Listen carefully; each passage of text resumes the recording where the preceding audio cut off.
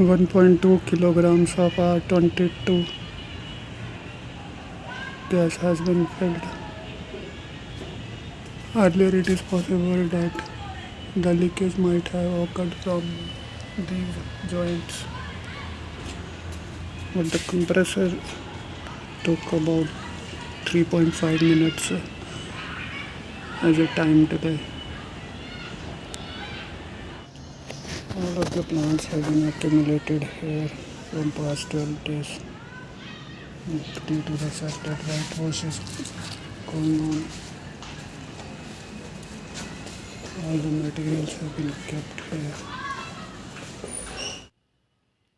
The internal condensation unit has been hanged here. I kept the remote. Now I will hang it